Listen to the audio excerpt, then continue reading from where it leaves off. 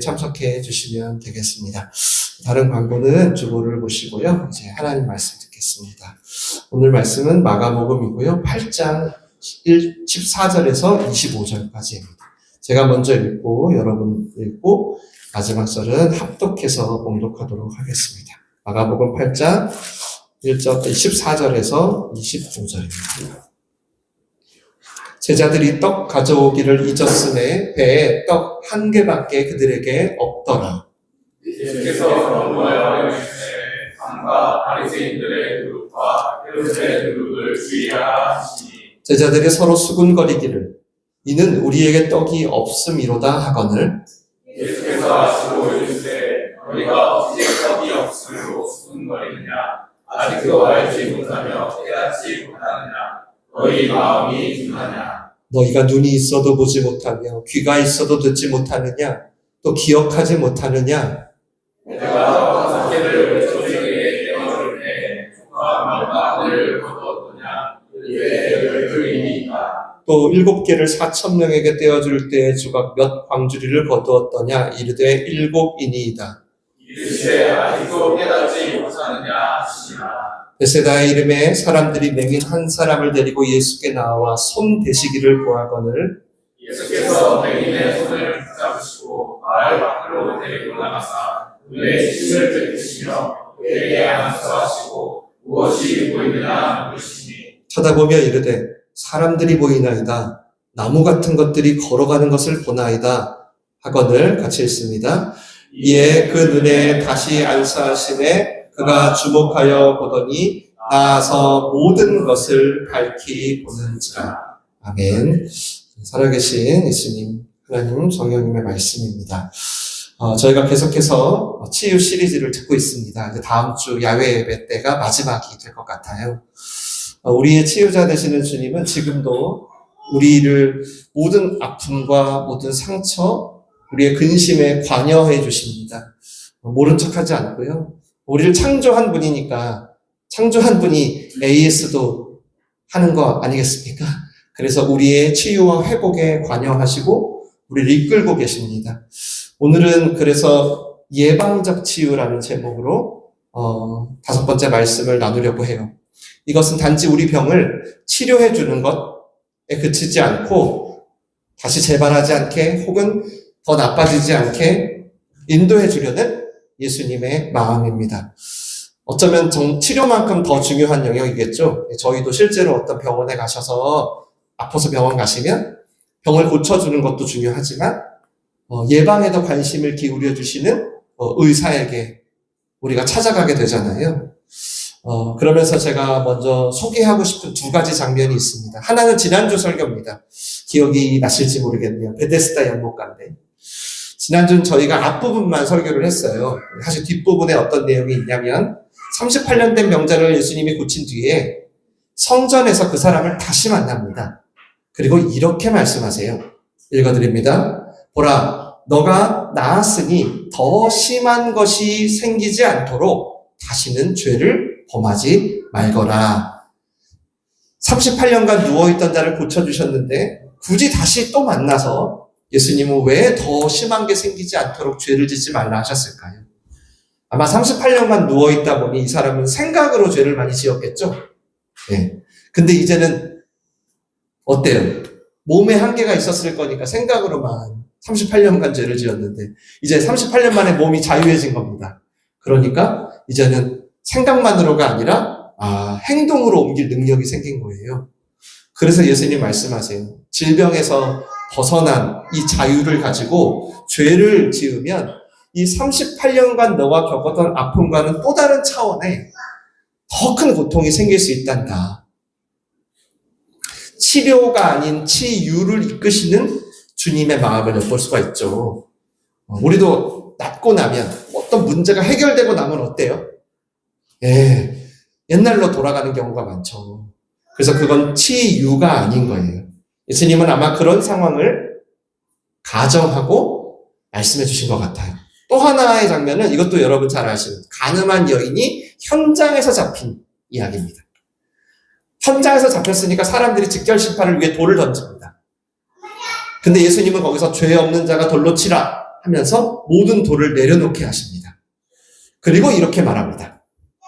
나도 너를 정죄하지 않는다. 그러니 가서 다시는 죄를 범하지 말거라. 모든 죄로부터 여인을 보호하시고 직접 용서도 해주신 거죠. 근데 이 용서는 다시는 죄를 짓지 말라는 예방과 함께 주어진 거예요. 지금 여자로서 현장에서 잡혔으니까 얼마나 수치스럽겠어요. 그리고 막 돌이 날라오니까 거의 지금 죽음의 위기잖아요. 근데 그 죄를 반복할 경우 이보다 더한 상황에 빠질 수 있다는 거예요. 다시는 죄를 범치 말라고 신신당부를 하시며 예방 조치를 해줍니다. 그래서 예수님은 여러분 우리를 치유하실 때 다시 옛 사람으로, 옛 처방으로 돌아가지 않기를 원하세요. 그런 의도가 분명히 있으세요. 물론 38년 된 병의 상황도 심각하죠. 그리고 지금 현장에서 잡힌 여인의 상황도 심각하고. 근데 주님은 이 상황에서 찰나와 같은 이 순간을 벗어나 그것만이 아니라 앞으로 재발하게 되고 또 다른 문제로 생길 일들의 예방까지 해주신다라는 거예요. 그런 맥락에서 오늘 저희가 읽은 본문을 한번 들어가 보려고 해요. 다시 한 번만 읽어볼게요. 시작. 예수께서 경고하여 이르시되 삼가 바리새인들의 누룩과 헤롯의 누룩을 주의하라. 아멘. 이 말씀은 성경의 대표적인 경제적인 치유죠. 오병이어 사건이 일어나자마자 일어났던 일입니다. 인기가 많아지니까 사람들 엄청 몰려들었어요. 예수님이 파리바게트 사장님인 줄 알고 막 엄청 몰려들었습니다. 그래서 급히 예수님이 자리를 옮기셨어요. 그때 이야기예요. 그때 제자들이 갑자기 호들갑을 떨면서 막 뭘 찾는 거예요. 야야, 챙겼어? 있어 없어? 그게 바로 떡이에요. 떡, 식량. 근데 그게 없는 거죠. 그러니까 그걸 잊으면 어떡하냐. 우리 먹을 게 없는데 이제 어떡하냐. 어쩌지? 어떻게 살지? 막 이러고 있다가 서로 막 보따리를 찾아보라고 막 하는 거예요. 그러다가 겨우 떡 한 개를 찾은 거예요. 그때 하신 예수님의 말씀입니다. 바리새인의 누룩과 헤롯의 누룩을 주의해라.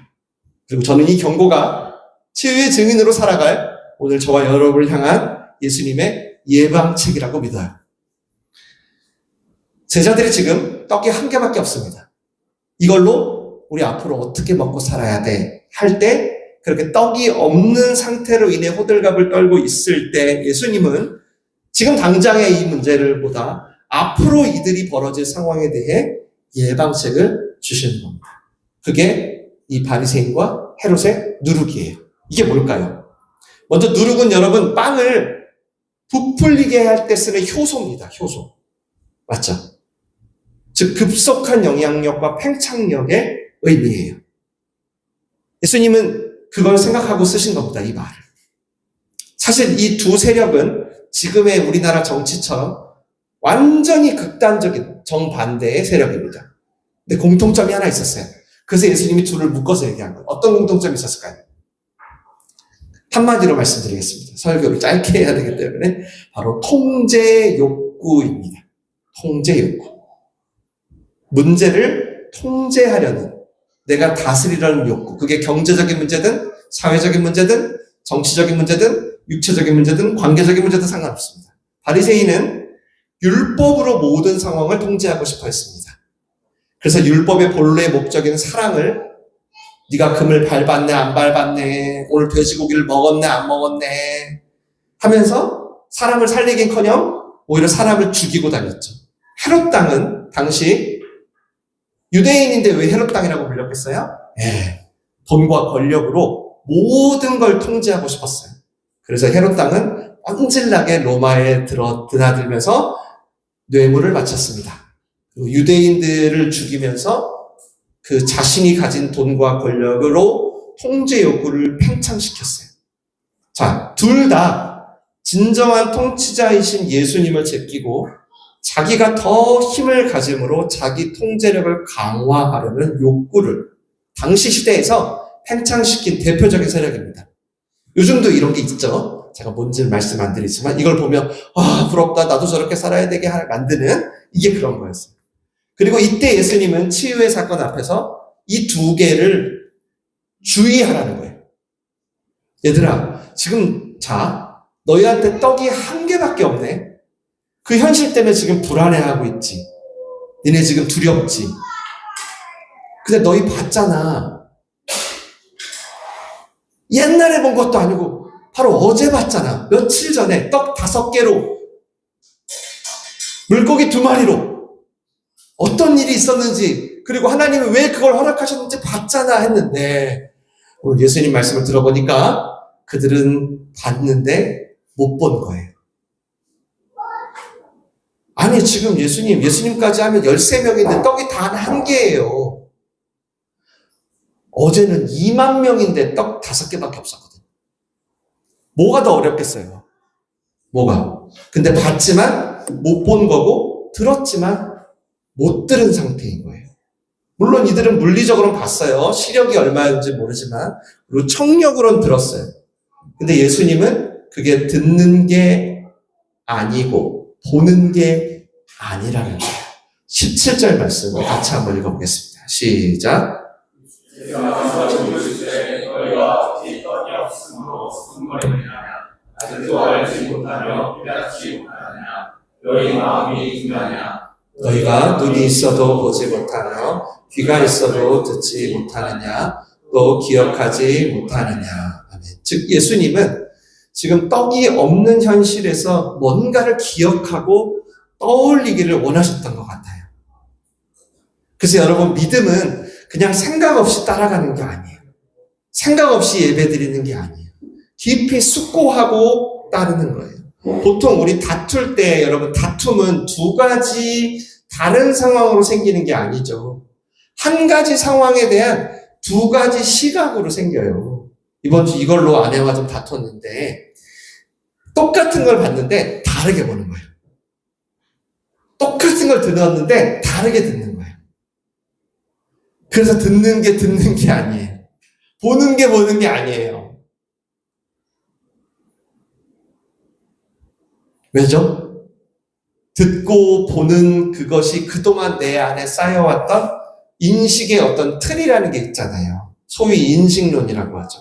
내가 뭔가를 받아들여요. 근데 그 받아들일 때 내 생각과 경험의 틀, 이런 걸로 듣는 거예요.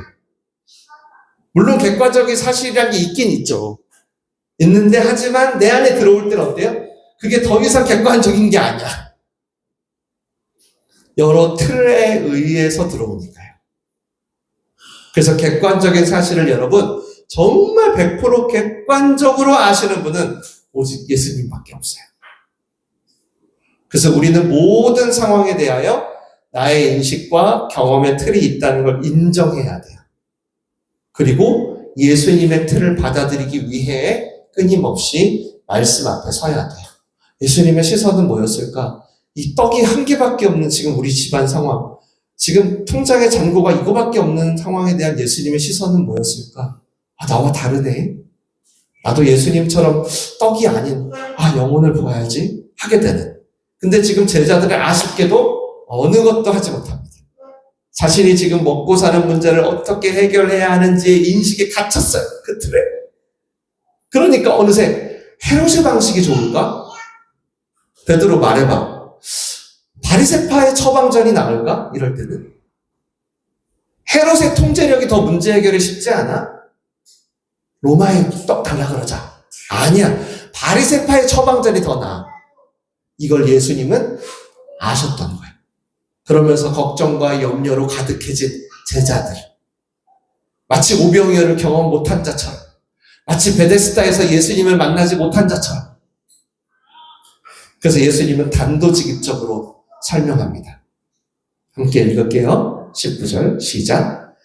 내가 떡 5개를 5,000명에게 떼어줄 때 조각 몇 바구니를 거두었더냐? 이르되 12이니이다. 또 7개를 4,000명에게 떼어줄 때에 조각 몇 광주리를 거두었더냐? 이르되 7이니이다.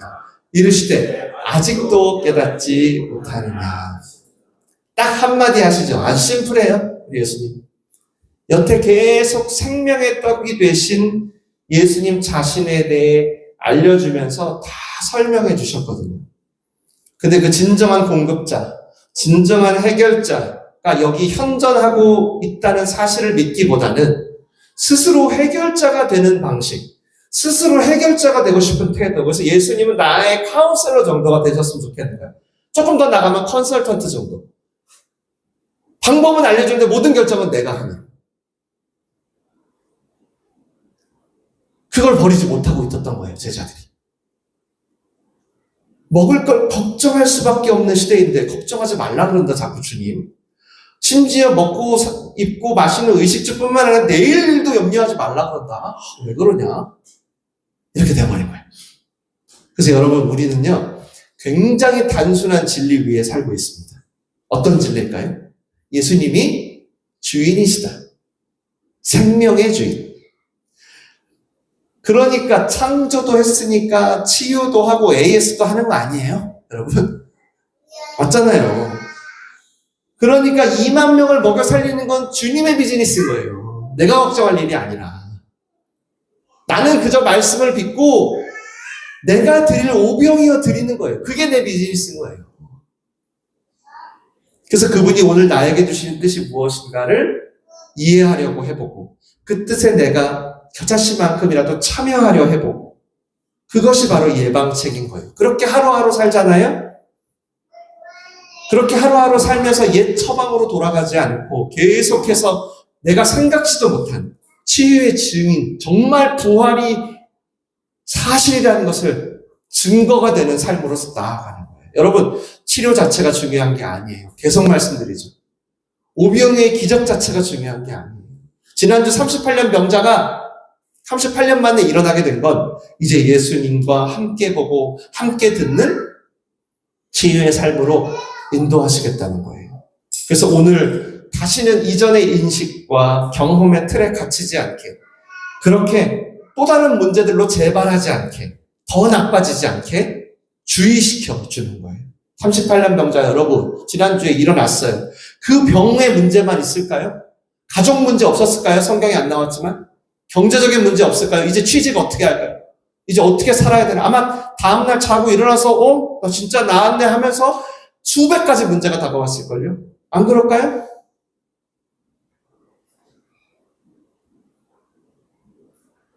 근데 만약에 그걸 다시 또 내 예전의 인식과 경험의 틀로 통제하려 그래.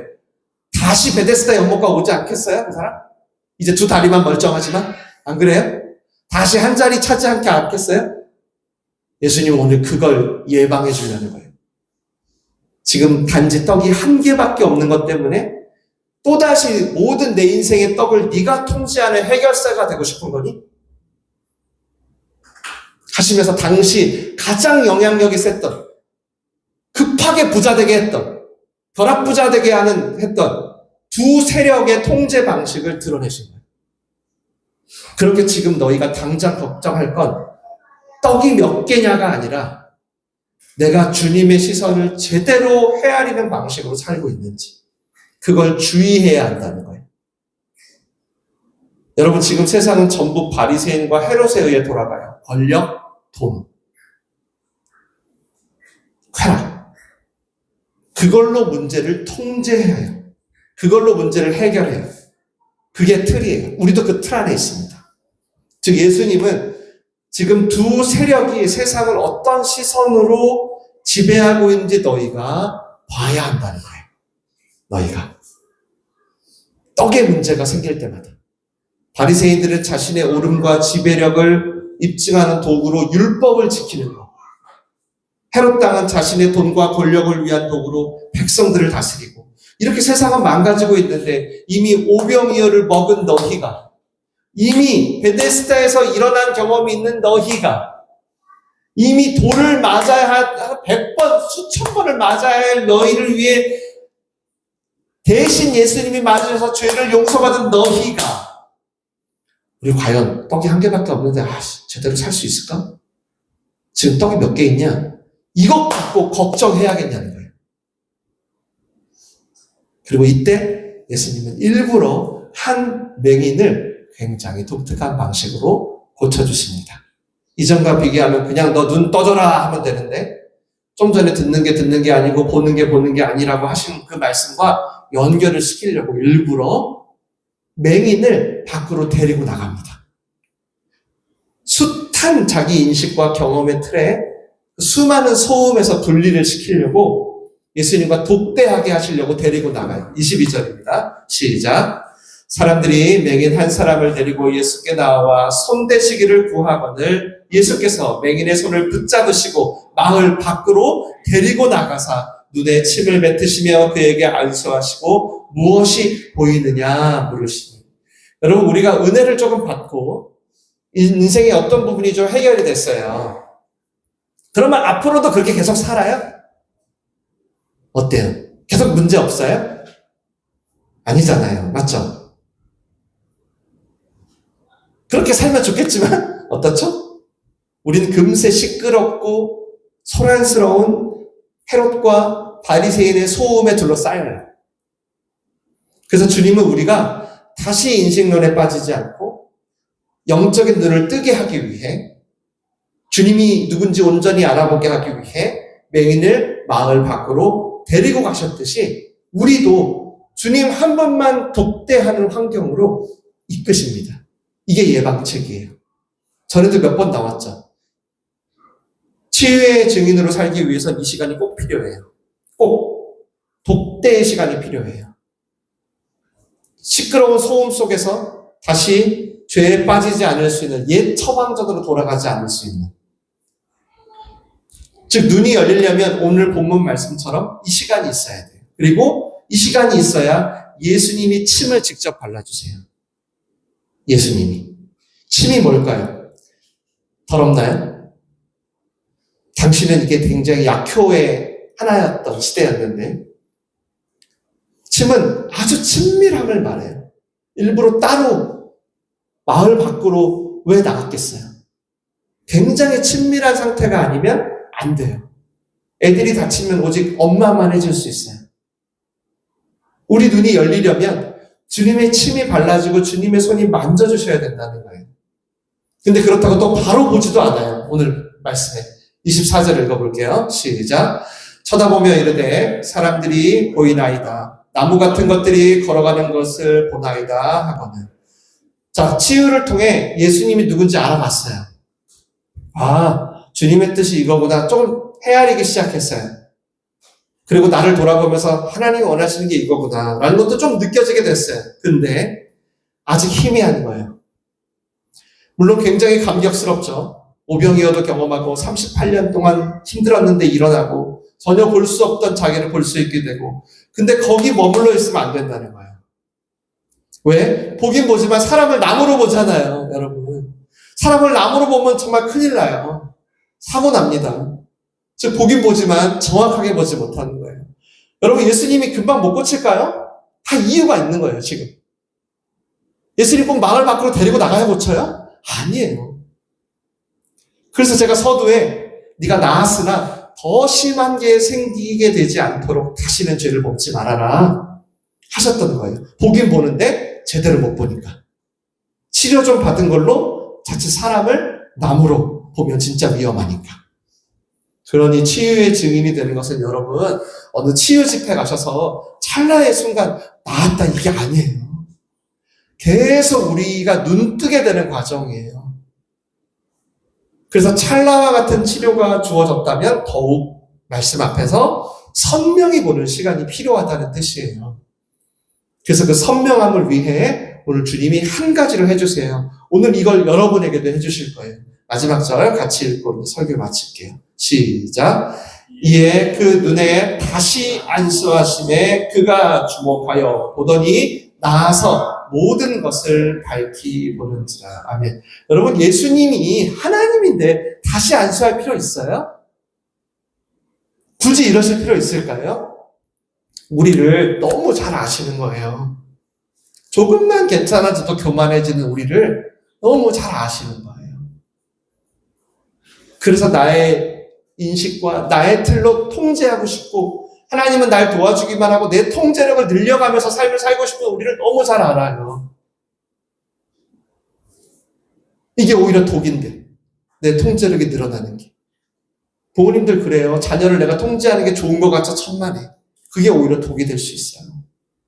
그래서 주님은 다 다시 안수하십니다. 뭘 느꼈을까요? 그 사람이.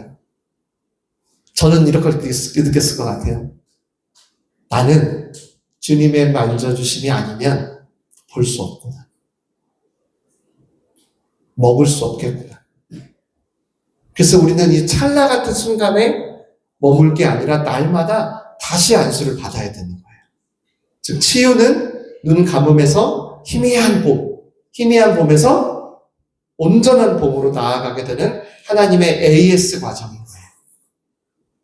그런 과정에서 우리는 어느새 떡이 1개가 있든 2개가 있든 매이지 않게 되고요.